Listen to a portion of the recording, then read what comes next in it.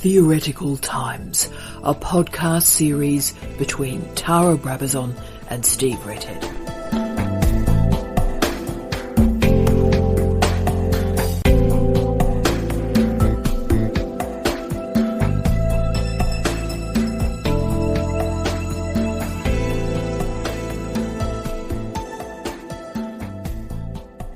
Hello, I'm Tara Brabazon, and it's my great pleasure to introduce the next segment of our Theoretical Times project. As regular podcast listeners know, our first section of Theoretical Times looked at specific theorists. We're now moving to look at concepts. So this is the conceptual component, but I'm not alone in this project. Hello, Steve. Hello, Tara. And we're talking through our first concept for this next stage of the project, and the concept is an interesting one.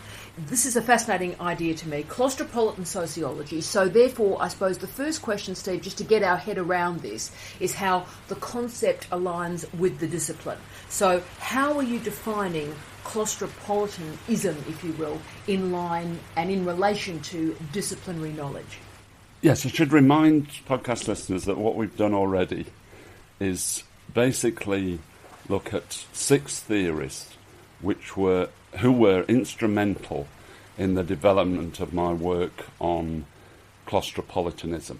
And later in this particular series, we're going to talk about Claustropolitanism as a concept, which I developed out of particular ideas of Varilio, but also other theorists that we've mentioned.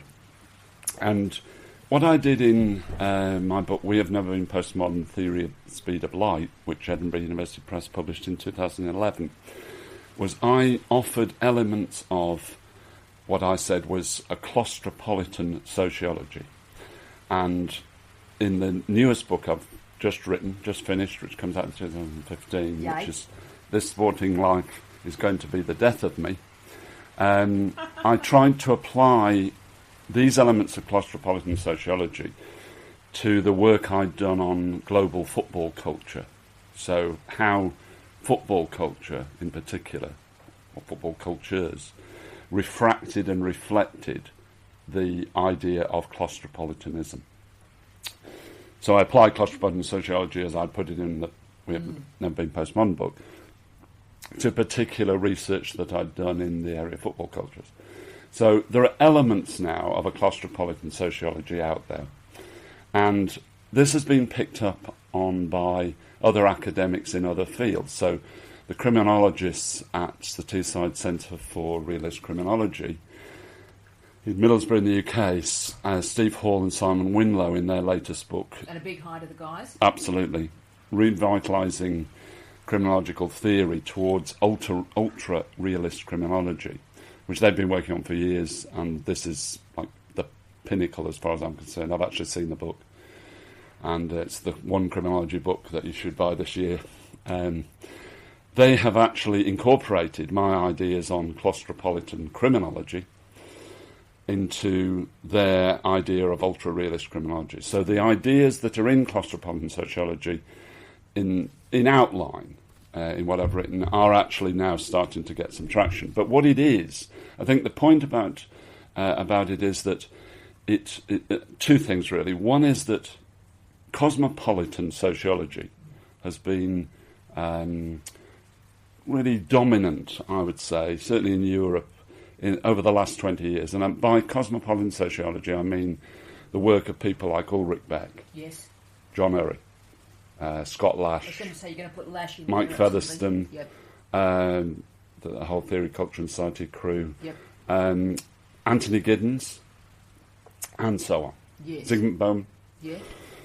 So that cosmopolitan sociology, as I say, I think was dominant in Europe and probably globally for 2 decades. But it failed to see, for example, the global financial crisis coming up. Yeah. And so I thought there was a lot of important work being done in that, but also a lot of blind spots. And what I was trying to do with claustropolitan sociology was suggesting that something else had happened which basically mainstream sociology had failed to see, and that the shifts were really quite important globally. And the claustropolitanism in claustropolitan sociology comes from a quote by Paul Varilio, Yeah. who was obviously one of the theorists that we've used in the first part of these podcasts in Theoretical Times. And he said to Sylvain Lottringer, his interlocutor, in a book called Pure War, actually the third edition of Pure War, he said that we are moving from cosmopolis Yeah. to claustropolis. Yeah. And from that seed, I developed this idea of claustropolitanism and claustropolitan sociology. And it's suggesting that we are in the process of moving, shifting globally. Yes. There's a global cultural condition which is shifting the world on its axis. And I call that claustropolitanism. And obviously in Theoretical Times and in Theoretical Times podcasts, we can develop more of those ideas. But that's really where the idea of claustropolitan sociology comes from. So it's aimed at a critique of cosmopolitan sociology, which, as I say, had a great deal of power, but probably has had its day in a sense, because the Zizeks and the Badiou's of this world are moving towards what they see as a kind of neo-communism, a resurgence or resurrection of communism as an idea. Those sorts of theorists have left behind cosmopolitan sociology, and certainly Zizek was in the middle of that. 15 years ago, he would have been described as a cosmopolitan sociologist. And people like Anthony Giddens, who were extremely influential, ended up as kind of cheerleaders for Gordon Brown and Tony Blair. Indeed. So there is something happening in the world, in my argument, which needs a kind of resurgent sociological imagination. And my offer is claustropolitan sociology. Now that's interesting. I did let you go and continue to explain and theorise the concept and the disciplinary engagement there, and I think you did that brilliantly. I think also, Steve, the commentary you were making about 2/3 of the way through your discourse there was about the nature of sociology. And for those of us who have been around the academy for, say, 20 or 30 years, and I'm about to turn 46, so I've been active in the academy in the last 20, 25 years particularly, as sociology has been on the way down as a discipline. Yeah. And for different points of sociology, of course, cultural studies and media studies seem to take some of the baton and move with it. But now their sort of high has now been lost, I would argue. So perhaps it's now time for sociology to come back, and therefore that's my second node of engagement and provocation with you on this concept, is why is sociology still important? Because I think, it ran out of answers, and as you quite rightly said, it did not only did it not predict, it didn't explain the global financial crisis. It didn't explain the transformations of the political economy, or indeed the transformations of capitalism. I think of the great sociologist, Giddens being a great example. What happened there? And that's a question, it's a provocation, but why does sociology still matter? Well, I think from a personal point of view, my background is sociology of law and sociology of deviance, and also legal philosophy or jurisprudence. That basically where I came from over my academic career, and I then kind of branched out into cultural studies, into philosophy more generally, into theory and critical theory. So from a personal point of view, I would still locate myself there. And I wanted to see a resurgence of it. But I think also, I'm slightly tongue-in-cheek, cosmopolitan sociology must become claustropolitan sociology. It's partly ironic. But it is also, I think, after the global financial crisis, as you mentioned, when discipline after discipline failed to predict and explain, and I don't think that's just sociology. I mean, economics is a great example. And all the others, theology and so on. Philosophy, But I think what's happening now, and one of my fundamental arguments in Theoretical Times that I'm writing, is that we are post-disciplinary now. Now, I agree with that, and that's why I asked the question, because I think we're post-disciplinary. Therefore, maybe sociology in brackets, or sociology in inverted commas here, in the sense that what we need is new thinking around what I'm arguing is a global cultural shift to claustropolitanism. And that, I think, also suggests that, we need all possible disciplinary and interdisciplinary resources on what I think is a pretty narrow theoretical ledge. There's lots of theoretical edge too, but a theoretical ledge which is after the global financial crisis, which I do think is a watershed. And discipline after discipline is going to its roots now, after the global financial crisis. And there is real crisis in disciplinary and interdisciplinary global work, I think. And I think that's going to continue for a long time. But I do think disciplines have to constantly rework themselves. So this is, in one sense, this is just another cycle. Look, it is, and it's also happening at a crucial time for universities, where universities are requiring more and more reification and, in fact, retraction back to disciplines, the field of research codes and so forth. So at the very point that we need the radical interdisciplinarity to build new modes of explanation for difficult times, the university, the higher education sector, is demanding that we be located in very, very narrow parameters of disciplines and sub-disciplines and field of research codes. Yes. So in some ways sociology may be an interesting blanket term to return back to as a field of research. But we've already mentioned one of the early theorists that we've looked at in Theoretical Times, and that's Paul Varilio. So I want to really capture for you, I want to try and nail you down on this, about how this concept of Claustropolitan sociology works with and against, perhaps, the scholarship of Paul Varilio in particular. And that's ironic as well that, of course, Varilio explicitly has said, I'm against sociology, I am for war and politics. And in many ways it does sum him up. And he's not a social theorist in any sense that, you know, cosmopolitan sociologists would recognise. And for all sorts of reasons, he's still an interesting theorist, I think. But as we develop these concepts and look more deeply in this Theoretical Times series of podcasts, I think Varilio becomes actually more marginal. I think he's an interesting figure, but, for example, as people look more rigorously at him, somebody like Steve Matthewman, for example, in his work on accidentology, which is Varilio's description of his own work, accidentology. Matthewman, I think, absolutely nails him in the sense that he says one of the problems with Varilio, and he recognised that Varilio is very interesting too, but one of the problems is that because he doesn't have empirical substantiation of his flights of fancy in theory, actually he gets a lot of things wrong. He suggests global processes which actually don't exist, even in the analysis of something like, flash crashes on the stock exchange, which you'd expect to be able to use Varilio for very well.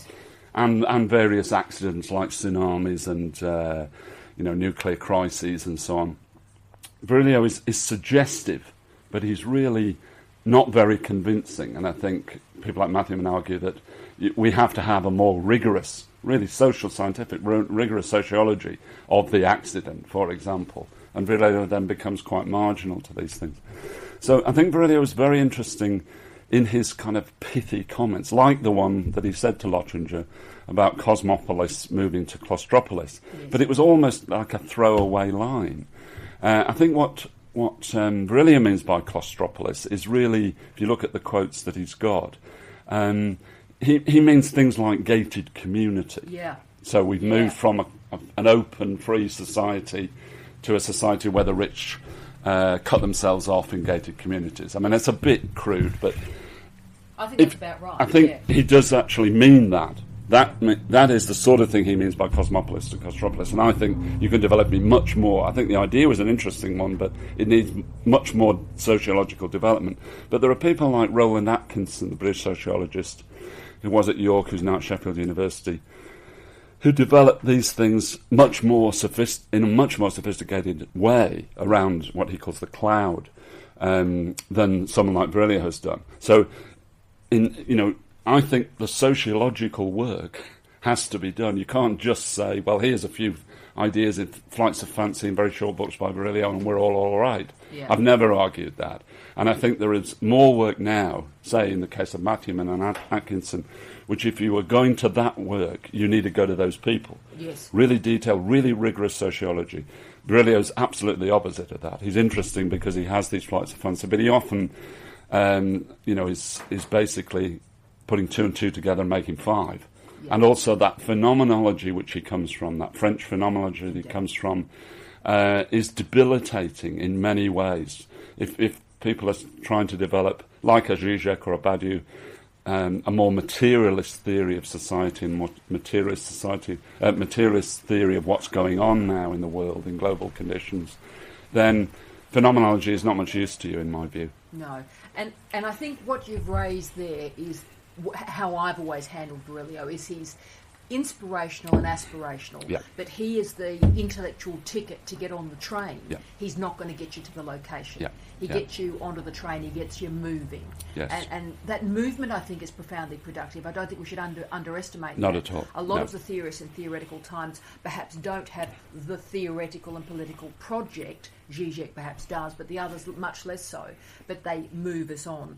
Now, I'm going to ask the question that I was going to ask you 1 minute into this podcast, but I thought I'll hold this back to let you actually flesh out the disciplinary discussion. But where I am interested in this is, does this claustropolitanism that you're talking about capture a post-September 11 xenophobia? So I'm interested, we've already gone to the gated communities variable.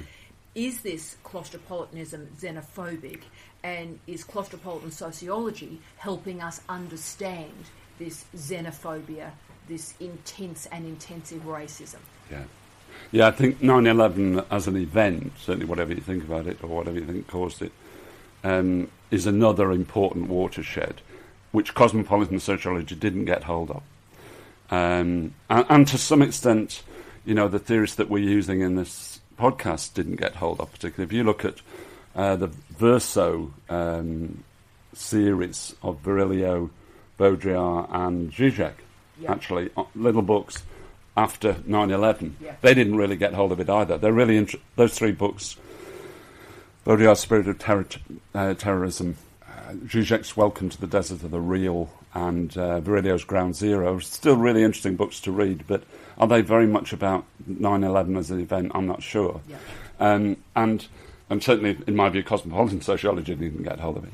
But I think what we needed to do was to understand what this feeling, if you like, this structure of feeling, to take Rowan Williams up, what that structure of feeling was after something like 9/11, which, as you say, is felt as xenophobia, as an increasingly new racism and a new fascism in many cases. Fear of outsiders, in Europe. Absolutely virulent. Which we have to take seriously, and sociology really didn't get hold of, in my view.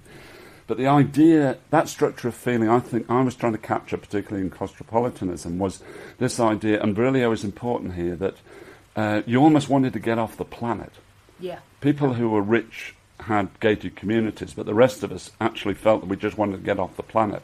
And there's a lot in Varilio in the last decade where he's talking about, this feeling of claustrophobia, which he actually has. Interesting. Yes, he does. So it's a personal thing, but also this feeling that we have to get out of the cities, we have to get out, and that feeling, that claustrophobic claustropolitanism, is something that I think is a very important part of what we're talking about.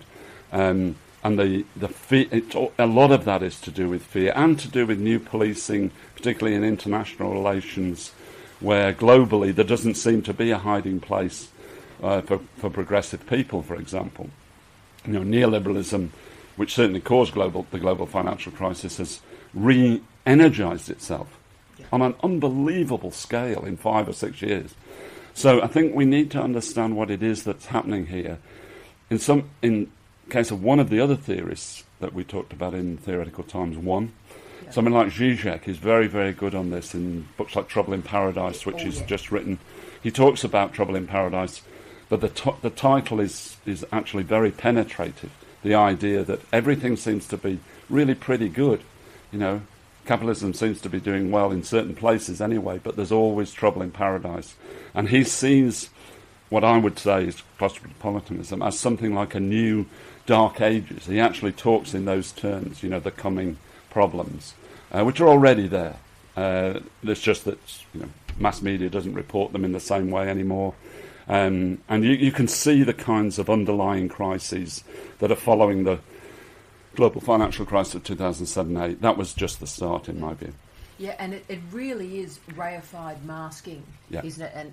And appalling reified hegemony in terms of theory as well. That we've got, if you've got an iPhone, you're okay. Absolutely. If you've got a big TV, you're okay. Yeah. And I'm not sure if it gets really more complicated or complex than that. No. That's the concern. I also was really moved and interested in your phrasing about the escape. Yep. And I think that's part of this xenophobia too. Yes. Part of it is, how do I get away? And it may be getting away from the racism, getting away from the Islamophobia, just getting away. But the issue is what you're getting to. Yes. And that's sort of my final topic I wanted to take us to and through for this podcast. You and I have both really enjoyed John Urry's entire career, even the early career about tourism and the tourist gaze, of course. But his mobility theory, I think, has been transformative of sociology and the humanities and social sciences more generally. So how do you think this theorisation, this body of work on mobility, noting your phraseology about escape too, the theory of mobility operates within Claustropolitan sociology? Yeah, I think Urry is a very important figure in all of this, partly because he's a very good British sociologist, but also that he was central to, and still is central to, that cosmopolitan sociology and its growth. But actually, I first met John Urry in the 1970s when he was his work on Marx within sociology, which was very, very important, and he's never lost that. And I think increasingly his work is still very important. So, for example, the Centre for Mobilities Research at Lancaster University, which he directs, is a very important part of all of this. And the work he did on mobilities, what he called the sociology of mobilities, which he's been writing really for 14, 15 years now, the journal Mobilities, the Centre for Mobilities Research. Seymour. And I think also that idea that sociology could be something else is very important. That helped me with Claustropolitan Sociology. And I think that work is still ongoing. He's branching out, seems to me. And in books like Complexity Theory, which were earlier on in the early 2000s, that was important for looking at a reworking of science in sociology. And I think he's always been at a cutting edge. But I think what I tried to do with that sort of work was to kind of slightly bend it. And I used my concept of mobile city cultures in earlier work, which certainly helped me to understand what was happening, the speed of change within cultures and global conditions, which helped me stagger towards a theory of Claustropolitanism. And I think that's going on in other areas too. Someone like Brett Hutchins, who's at Monash in Melbourne, in Australia, his work on mobile sport media, I think, is a very, very good example of really good sociological work in this area, and lots of other people, but there's an example. And Urry's certainly still doing work around science and technology, which I think is pushing the barriers of sociology, and I'm not afraid to use interdisciplinary work to explain things. And I think there's plenty of that work going on. That's what I'd encourage. And I think that my slightly ironic idea of Claustropolitan sociology was really to kind of wake up sociology, to re-energise it, and to re-energise other disciplines like criminology and sociology of law and so on. Steve, thank you so much for this conversation. As listeners can hear, this series of concepts that we're going to investigate are going to be a little bit harder and a little bit more hard-hitting than the discussion of the theorists was and indeed were. So I hope you enjoy this. I intend to not pull too many punches in these discussions because I am very interested in issues like the transformations of capitalism, xenophobia, racism, and so I think it's important that we start to bring back these profound violences against the self into our discussion of theoretical times as well. So Steve, thank you for this first Setup podcast. Thank you.